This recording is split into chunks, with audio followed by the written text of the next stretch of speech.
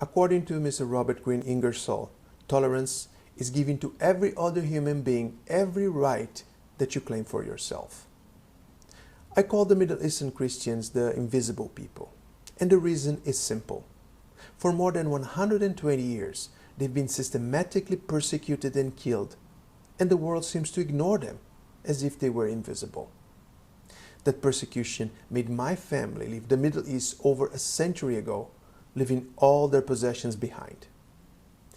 Even after the barbaric Jewish Holocaust, when people became apparently more sensitive to this kind of calamity, almost nothing was done to protect the invisible people. Unfortunately, I have to agree with Bishop Desmond Tutu when he said, "If you're neutral in situations of injustice, you have chosen the side of the oppressor." Around 80% of Iraqi Christians have left their country since 1991, and over 30% of Syrian Christians departed Syria to live abroad during the current Syrian uprising. During the last years, over 200,000 Christians also left Egypt. Furthermore, tens of thousands of Christians in the East have been killed, and hundreds of churches have been destroyed. Christians in the East are paying the price for the Middle East crisis, for mistakes made by the West, and for the escalation of Islamic terrorism over the last 3 decades. Meanwhile, they have neither the protection nor the support of the international community, which watches passively as these tragedies unfold. I would like to offer possible remedies for the situation regarding specifically Christians in the Middle East. First and foremost, we have to identify the problems.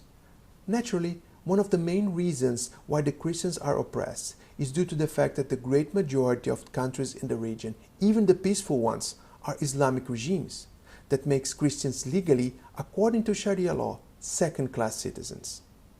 Also the fact that the region is in constant turmoil that contributes exceedingly to the persecution and violence. The Middle Eastern Christians have a lack of identity to this date. There's not even a term that's universally agreed to define them. That's a major problem. The second is representation. Maybe the main reason why Christians are not able to prevail is due to the fact that there are hundreds of different denominations active in the region. That certainly gives a lack of cohesion and representativeness to the Christian faithful.